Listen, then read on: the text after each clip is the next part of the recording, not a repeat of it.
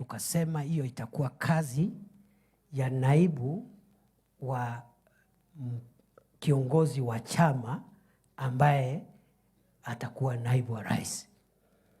So the work of monitoring, evaluating, tracking progress of the commitments our party made to the people of Kenya was assigned to the deputy party leader, who before election was the deputy party leader, but after election would be the deputy president. Sinamna hiyo? For the last 2 years, we have not done anything because of the reasons which we know, because our brother who was here was not bothered with the development of anything. Our brother spent 2 years in this place and never called a single county to ask them, what did we commit to do? What have we done? And what are we not doing well? Not a single meeting for 2 years. He's no longer here, he left office, so we are the people now here. So we must do what we ought to have done. So hii mkutano sio ya kudiscuss former deputy president, ni mkutano ya kuambia why I have called you. I'm explaining why I have called you. Because hiyo kazi haikupata mtu wa kufanya. Na ndio umeona serikali imepata reputational problems in many parts of the country, because there is nobody to assist the president to track the development agenda of the country. So,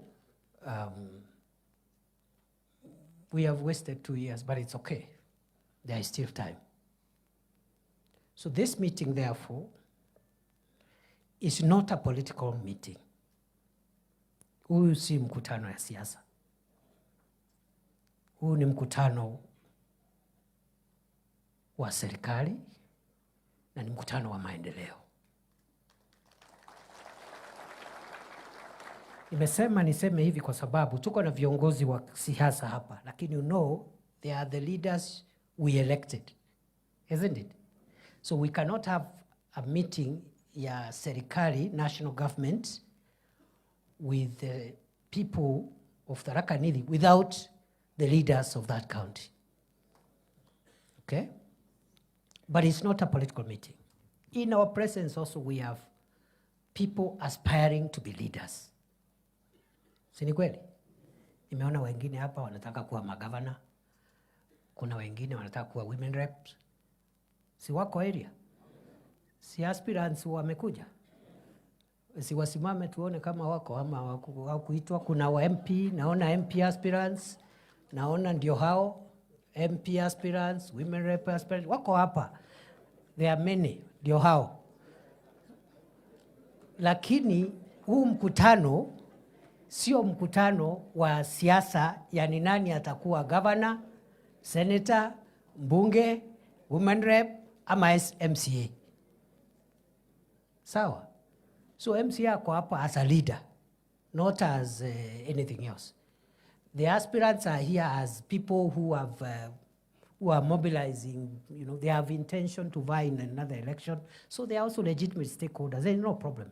We can discuss development and leave out the politics to the camps that will emerge automatically when politics set in. Kwa hivyo hiyo sio mkutano ya siasa. Okay?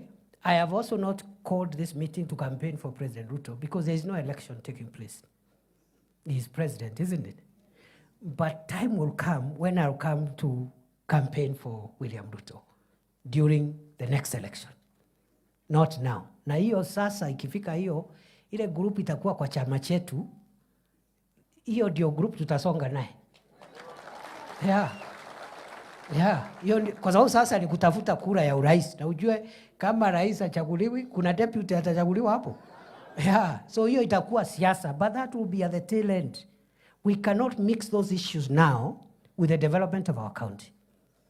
Rais mwenyewe umeona wakati wameshindana na mpinzani wake, ule mzee wetu, former prime minister, Very bitter election. But after that, sasa rais ndio anampigia campaign aende Addis Ababa akuwe chairman wa African Union. The biggest campaigner. And that shows you must be careful. Maybe my brothers who are still running for office at our county and other levels, be careful. Don't behave as if the next election is the beginning and the end of your life. Don't make your relationship with other people so bad that after that you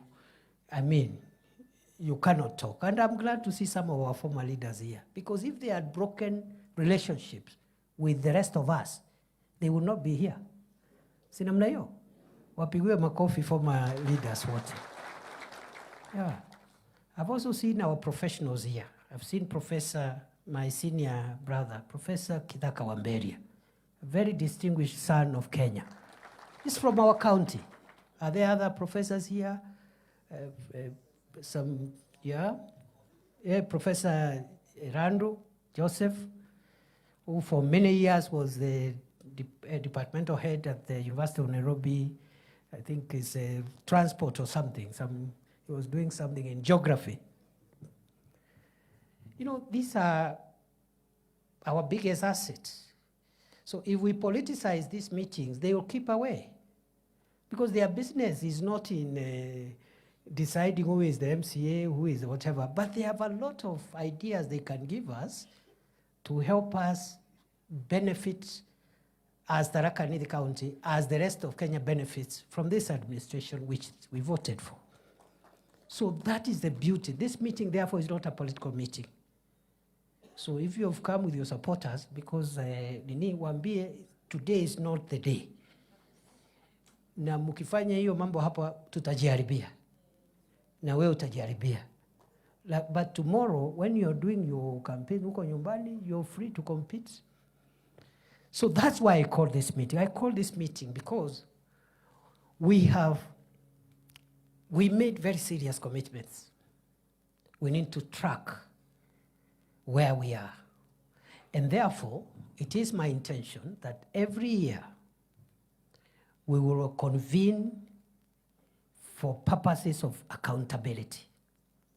That at the end of every year, the pressure I want you people now and the rest of Kenya to put on me as Deputy President is to ask me after 1 year, on behalf of President Ruto, can you tell us what his administration has done on roads, energy, water, electricity, you know, all these things, isn't it?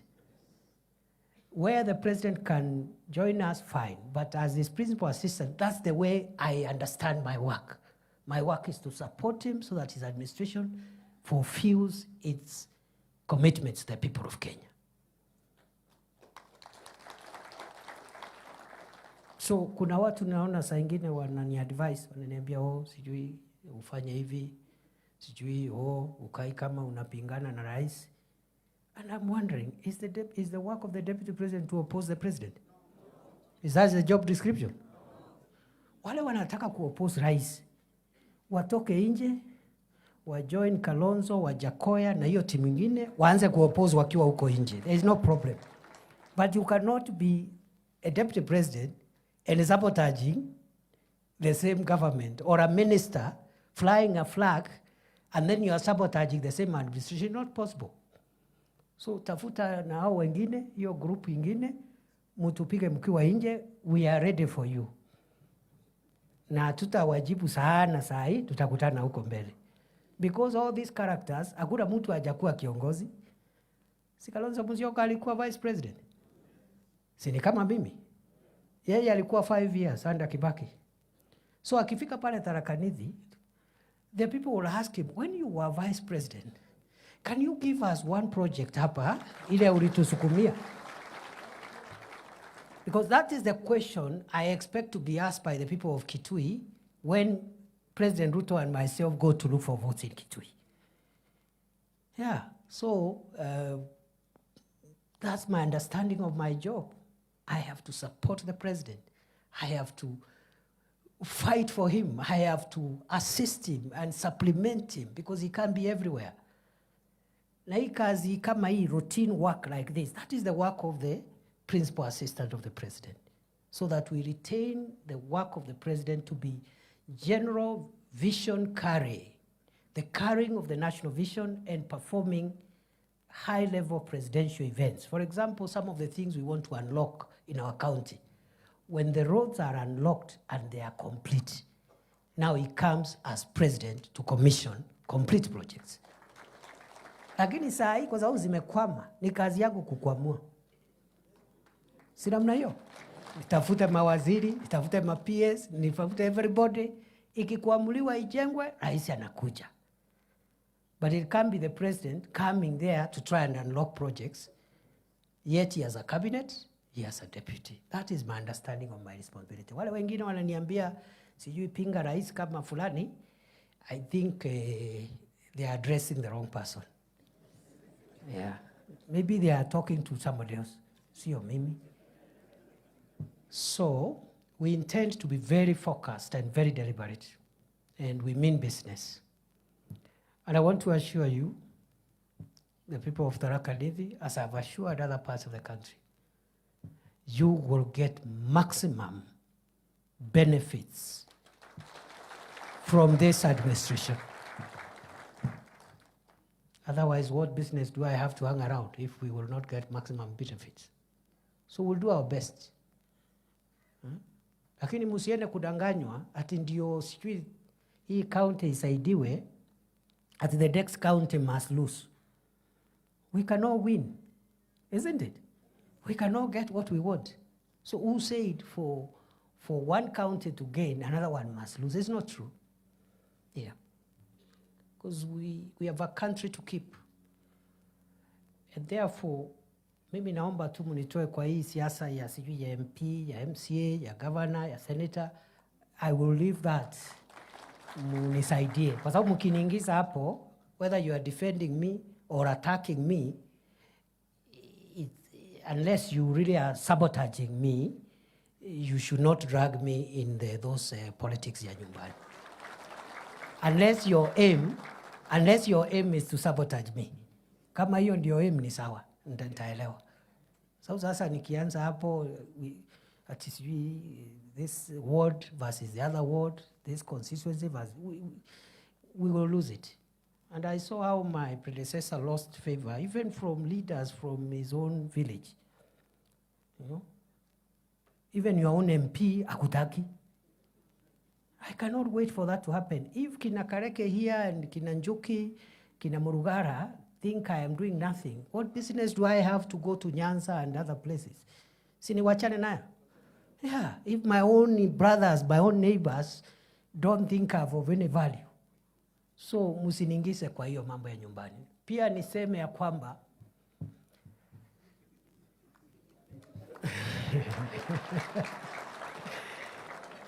and I mean business. Because you are all my people, you are all my brothers and sisters. I cannot come here and start supporting this one against the other. All of you are running for MP. Of course, all of you will not get the seat. The seat will go with one person. Sindio?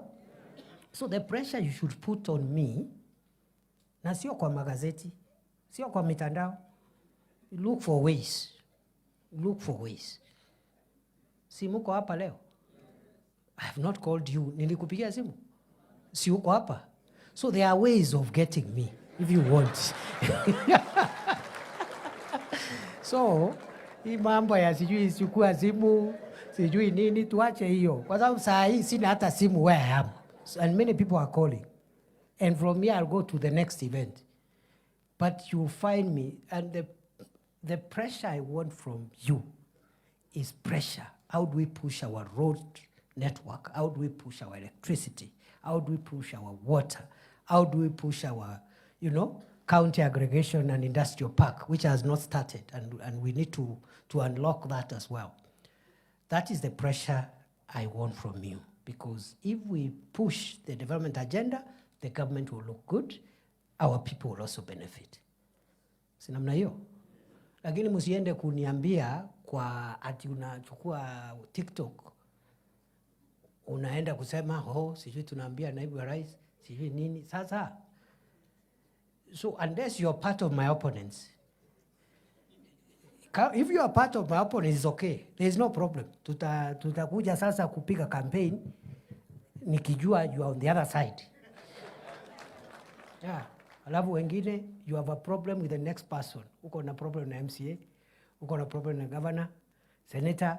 You take advantage ya hiyo shida uko nayo, then you drag me there. I'm defending the DP.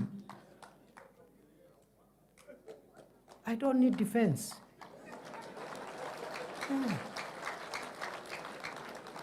I don't need defense. If the people of Tharaka Nithi think I had no value to their equation of development, I have no business to come there ati mimi ndio hapo Chuka, Marimanti, Chogoria, ati kubembeleza watu. Please, let me look for defense huko mbali. Nyumbani, we will find a way. Sindio? So you take advantage because you are fighting with the next person. Anza kusema mimi na defend naibu wa rais. My friend, this thing is so huge. That person you are attacking, we need every energy aligned in the same direction. Yeah. Wewe unajigamba you are defending the deputy president. If this work is left to you alone, you will not take it anywhere. Kazi ya kusongesha Kenya mbele. Ndio unaona watu wengi wamejaribu imeshindikana. Kalonzo amejaribu miaka 50 imeshindikana. Waza amezama. Sank. Hata ule rafiki yetu mzee mwingine, he was in town. Na hakuwa mtu ya mchezo. Lakini sasa tunashukuru Mungu amesikizana na rais, anaenda kuwa kiongozi wa Afrika. Yeah. Hii kitu sio rais ya Kenya. Kama unashindwa na hiyo yako kidogo hapo ya MCA, alafu unataka kudrag ya Kenya kuipeleka hapo.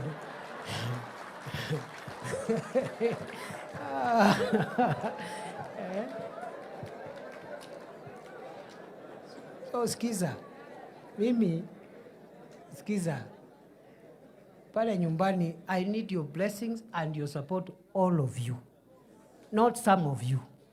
Because some of you hatutafika anywhere. I need everybody, including the person you have a problem with. I need that person.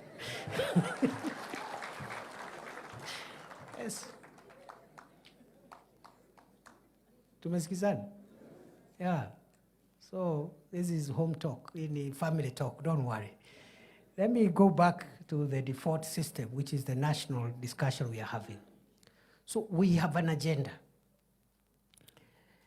This is the government, and I've been I played some role in the Kibaki administration, in the Uhuru administration, in different capacities, and now in the Ruto administration.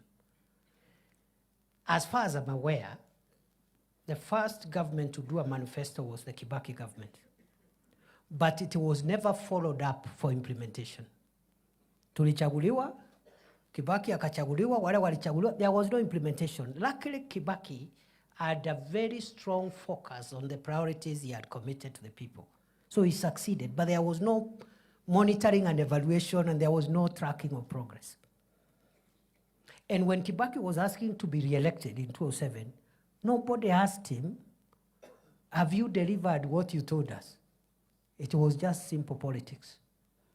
Yeah, Kibaki versus Raila. And 41 against 1. Very dangerous politics. Uhuru came with a manifesto. But we never followed the implementation of that manifesto. And when Uhuru was asking for re-election in 2017, nobody asked him what he had done with the first term. In fact, he came with a new manifesto for the second term. Ile aliita Big Four. Si ni kweli? Yeah. But this time round, this government is going to add value to our governance in two respects. One, we are tracking the 168 commitments that we made to the people of Kenya in 10 sectors, 10 areas, one by one, to see how far and how many of them we can implement before the next election. Ndio hiyo manifesto isiwe ni karatasi. And I'm going to demonstrate to you just now how we are doing that. Number 2, I suspect the next election, more than any other election, this government will be asked, you promised us this, tell us what you've done. Si ni kweli? Yeah. So Kenya is maturing. That is good democracy, because if a president does not get re-elected because they have not performed, that is a very good democratic culture. But you cannot remove a president because of stupid politics ya ukabila, sijui ya nini, mambo ya bure hapo, you know. So, good people, mimi nataka niwaambie, we will do our best.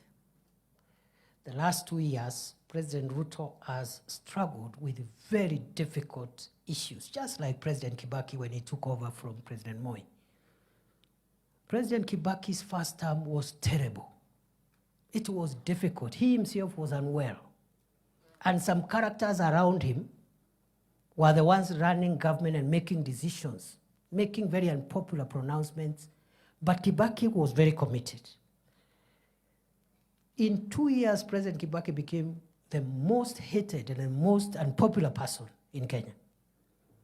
In 2005, 2 years after his election, the first time, 3 years, he brought a referendum. He was defeated in that referendum. You remember Banana Orange? He was defeated. He dissolved the entire cabinet. He was left with the old man, it's a Moody Award or something. Yeah. So what is happening around here is something that has happened before. And why President Kibaki and President Ruto?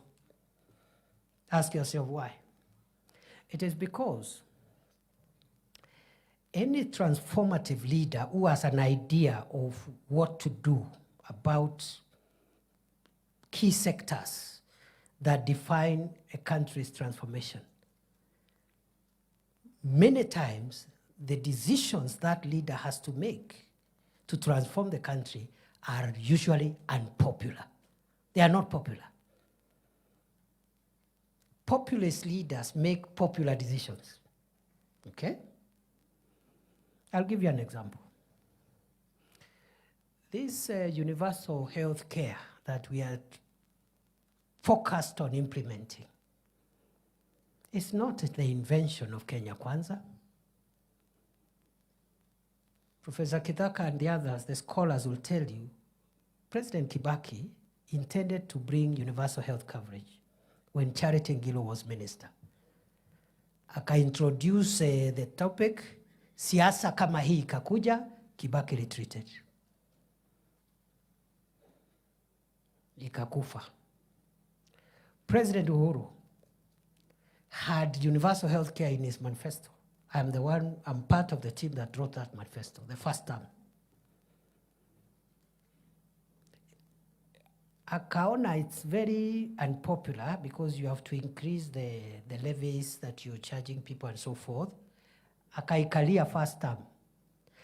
He thought he can introduce it in second term when he's going home because he will not be looking for re-election. So in 2018, Aka announced the Big Four agenda. One of them was universal health coverage. Cecily Kariuki was the minister for health. Siasa ikakuja, Uhuru backtracked. I remember Uhuru asking us, sisi tuko na insurance? Kama watu wamekataa health insurance, sisi tuko na insurance? Alafu akauliza deputy yake that time, I just overheard, nilikuwa area tu, nilikuwa hapo, sikuwa karibu. Nikasikia akauliza deputy yake, "Hey William, si mimi na wewe tuko na nyumba? Hii housing program." Kwa sababu housing ilikuwa kwa Big Four ya Uhuru pia, isn't it? Si wewe uko na nyumba na mimi niko na nyumba. Hii manyumba ni ya nini, tuwache? Wakawacha.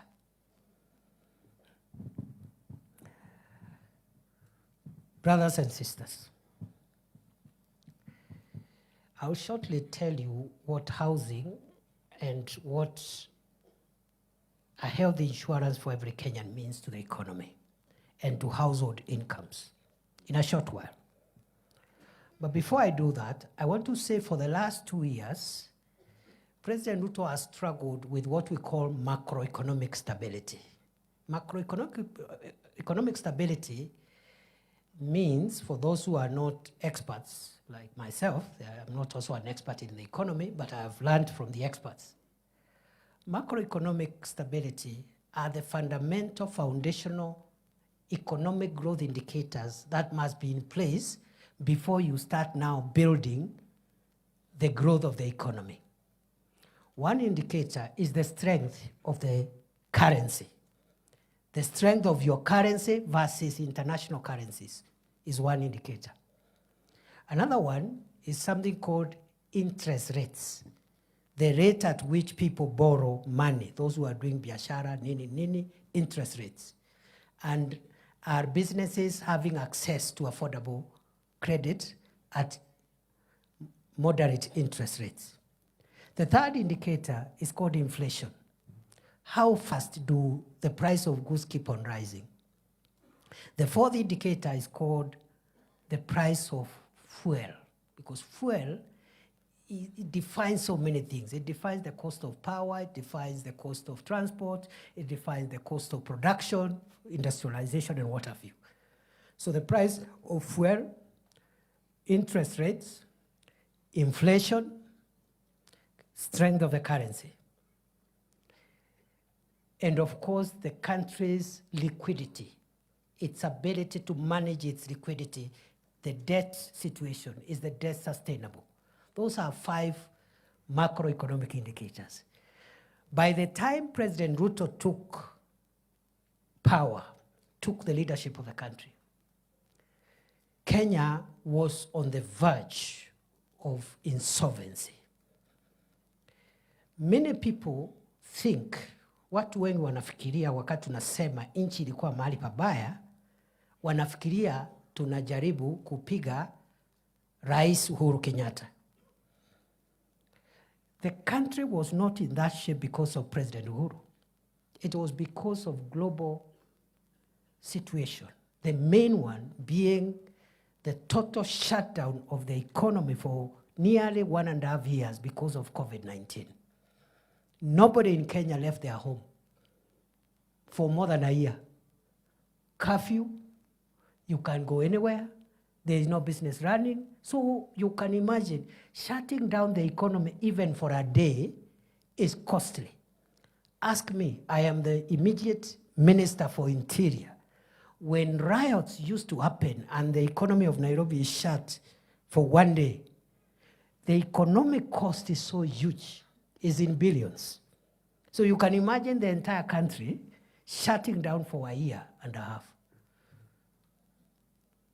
That is what caused all the problems we found when we took over. The dollar was very strong against the shilling. President Ruto in the last 2 years has worked on the interventions and policy decisions that have made the dollar stable. It was at 165, 167. For more than 1 year now, it's operating between 127 and 130. And there's every likelihood it will go down. People will ask you, sasa, mimi mutu ya nyumbu metengero kana atunga, ya? Kana mumete chera, mambo ya dollar. How am I affected by the dollar? I will show you how you are affected by the dollar if you are from Shera or Gatonga or Ngeru or anywhere else in the county. Hizo vitu watu yetu wanaenda kununua madukani hapo Marimanti, hapo Chogoria, hapo Kavana. Most of those items are imported from abroad because our manufacturing capacity is very, very small. All the household items many of them are imported. They are imported in bulk from China, from other countries. The person importing them pays for those items using, they have to convert Kenya shillings into dollars. So if the shilling is weak, you need more shillings per dollar. And you use more money per container to bring one container. And when you go to sell in Chogoria, the price, if the shilling is weak, the price will be higher to the customer buying those things in the shops in Chogoria. If the shilling is strong, like it is now, you use less shillings to get $1. You will therefore use less money to bring one container of the merchandise. The value, the price of that item in the rural areas will be a bit moderate. That is the connection between a strong dollar and the person in Kondi and the person in Mudambe. So our shilling now is strong. It will become even stronger. Inflation was at 9.6%. Now it is oscillating between 2.7 and 3%. Interest rates, the central bank lending rates was, a year ago, was 15.8%. Today, it is 11.25%. It is going to drop the next time central bank meets in the monthly policy review meeting. Meaning, again, people will ask, what is the connection between interest rates and an ordinary person doing some juakali business in Chuka town, okay, in Chakariga, or even in Magutuni? Interest rates. This is it. That when interest rates are high, as they have been, banks don't lend businesses any money. They lend government because government is broke, the interest is very high, so they buy what we call government paper. They give government money to run the country.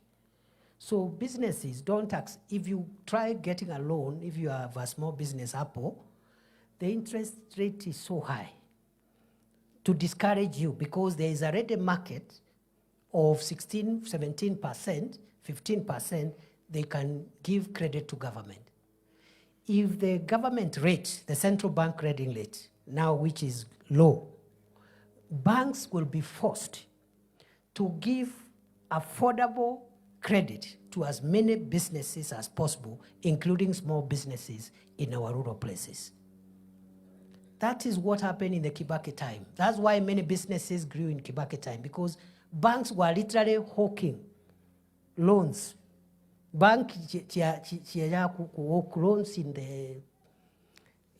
the working places, forcing people, literally begging people to take loans.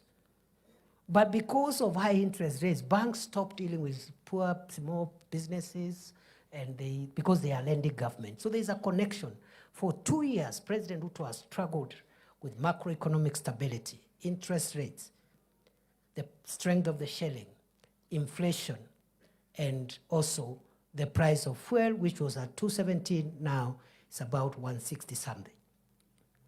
And it will come down, it will continue coming down. What President Ruto has done in 2 years, it took Kibaki 5 years. Because the first time, Kibaki was so unpopular because he was trying to reverse the Moi economy, the macroeconomic indicators for the Moi economy. Remember, growth, economic growth, by the time Moi was leaving, was negative 0.1%.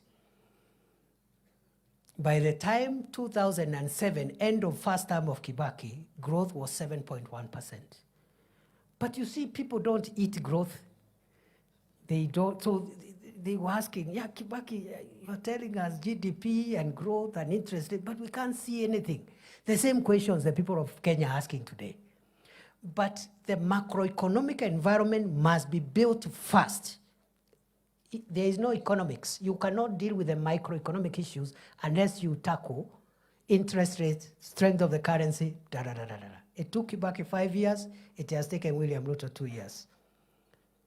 And in these 2 years, 1 year, he had a very, very very disruptive opposition from outside. The second year, he had terrible opposition from inside his government. Yet, he has brought the kind of impact that I've told you at the macro level. Now, what remains now the next 2 years is to work on what is music to our ears. Household incomes, job creation, microeconomic transformation of real sectors where our people derive their livelihood from. The pesa mfukoni agenda. The problem is that we said we will do ABCD and bring pesa mfukoni in 5 years, because that is the constitutional term.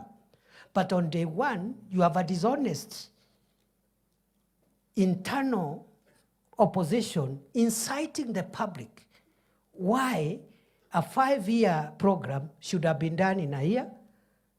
And we are talking about a country recovering and a world recovering from a terrible post-COVID economy.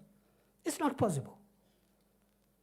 And you know that lie has sold, because lying is cheap and lying is popular. And lying doesn't require any sophistication. You don't have to be a leader to lie.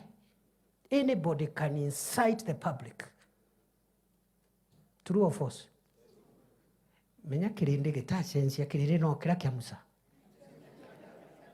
People don't hear things like wait or we are doing. They don't want. They want now. Where is the money in the pocket? So what some cheap leaders do, first they take advantage of the way human beings are wired to complain. You know, human beings are wired to complain, and we always want instant. That's how we are created. Hata watoto wanasema nataka mkate saa hii. Mtoto anasema I want bread now. Ukimwambia I have to send the house help to the kiosk, anasema now, mommy, now. I'm hungry now. So that's how human beings are wired. That's why the Israelites gave Moses a hard time in the desert, because they are being told there is a land of milk and honey, but they can't see it. They can only see the desert. They are seeing the environment around them there. So what incomplete leaders do, they take advantage of those sentiments and they start now spinning, you see. Nothing is happening. There is nothing. Muliahidiwa, which is okay for somebody outside government. But we cannot do it ourselves. This team is the one that created this government. True or false? Tharaka Nithi vote for this government was one of the highest in Kenya, percentage-wise. Isn't it? So this is our government. This is our government, my friend. The people who never voted for this government are very few. Alafu, because of these challenges I've explained, mtu anakuja anawambia pana, tutoke kwa hii serikali, tuachane nayo, mwaka imeisha, mwaka mbili imeisha. But 5 years are not all over. Yeah? 5 years are not over. Even building a house, you have to dig downwards first before you start building upwards, isn't it? Ukitaka kuweka nyumba ya makaratasi, you don't need to dig down. You just put papers on top, but when the wind comes, it will just be blown off. So, leaders who are incomplete, they take advantage of those sentiments to incite the public. And the public loves incitement. It's the easiest job. Anybody can incite the public, even the most, sitaki kusema kitu hapo, lakini anybody can incite the public. Hey, chochea.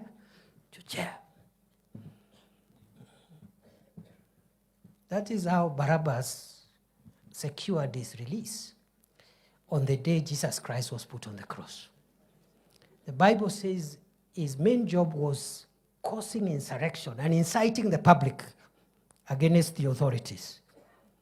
Biblia yuga aeretwe athaikitwe awetwe athaikwa nuntu wa kwingira mwingi kuchochea umma. And 99% of the people calling themselves leaders are in that business. The work of a leader is not to listen to what the people are saying and assist them in saying it. Because if you listen to what they are saying and you assist them in saying it, so what is your role? And number two, many of the things the people say are not correct. But they say it because they do not have the facts that you and I have. They have not come to Karen, they have not been briefed by the deputy president, so they don't know. So the work of a leader is to guide the community, to guide the people, to tell them this one is okay. Yes, we need these 5 things, but this one, right now it is possible. This other one will require a year or 2. This, that is the work of a leader. If your work is to follow the people, you have no business calling yourself a leader because it is the people leading you. Isn't it? So who is leading the other? Yeah. So I expect you as opinion shapers, as leaders, to lead. And leading means you explain. You help people to see a picture they didn't have. You assist them because God has blessed you, you have some extra information, assist them to see things differently. But if people shout and say, we want this now, and it is not possible, then you go there and carry placards and start saying, yes, yes, yes, we want. You have no business calling yourself a leader. And that's why you see a good leader is not popular all the time. But a good leader is popular at the right time. I repeat, a good transformative leader is not popular all the time. I have told you how Kibaki was very unpopular in 2005, 2 years after he was elected almost unanimously. But by the time President Kibaki was leaving in 2010, 2011, many people in Kenya were saying, I wish Kibaki could get at that term. True or false? Those of us who use this road to central Kenya, that's when the dual carriageway, Thika superhighway, started being built in 2009, 7 years after Kibaki's election. Not in 2003. That's when people saw the superhighway. Yeah, 50 kilometers from Nairobi to Keno. Kibaki did that without speaking Kikuyu and without climbing on trees to explain and publicize his love for the people of Gema. In fact, I was a young man. I served briefly in his government. If you are from central Kenya and where we come from, and you try to speak to President Kibaki in your mother tongue, he will tell you off. He has no time for nonsense. Yet, he transformed Kenya, and he transformed even our rural economy without speaking Kikuyu and without pontificating how he loves the Gema people. True or false? President Uhuru, who also appeared, also came from our region generally, also did wonderful programs. And I've just given the superhighway for Kibaki. Kibaki did many things across Kenya. But it doesn't mean if you do across Kenya, you'll not do where you come from. You can do at home and away. Yeah. Usidanganywa ati for you can only succeed if you do things where you come from and ignore everybody else. Because again, you'll not have a country. President Uhuru, for me, at the last 2 years of his administration, we had political differences with President Uhuru when he chased me away without giving me a reason. I even asked him to explain, because it's not so much about the job. I was not keen on the job. In fact, that break gave me a bit of time to reorganize my personal issues, which had gone haywire because of my, I'm such a passionate person. I get committed to public service. So some private issues ilikuwa imeharibika. Nilitengeneza wakati Uhuru alinifukuza. Sasa niko sawa. Nilitengeneza zile miaka 2 Uhuru alinifukuza, hapo ndio nilijipanga mambo yangu ya nyumbani hapo, Unaona fence imeanguka, unarekebisha fence because you are not available. Fence imeanguka when you are serving the public. So President Uhuru, I had problems with him, political problems, the last 2 years after he chased me away without giving me a reason. So I told President Uhuru, it is okay, I am going to leave because I see you have made a decision. But please, tell the people of Tharaka Nithi and their Meru people and the people of Kenya, tell them, what is this big sin that this son of Tharaka Nithi has done? Ndio wajue, nimeiba? Am I corrupt? Have I insubordinated? What have I done? So, hakunijibu, tukakosana kidogo. But to his credit, President Uhuru is the one who started the Dongokundu bypass in Mombasa, which we've just completed. We found it at the tail end as Kenya Kwanza.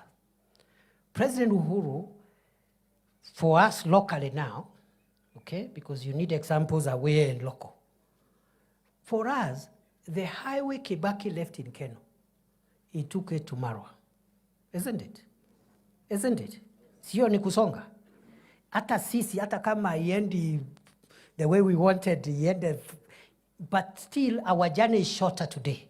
Mpaka pale Makutano. True or false?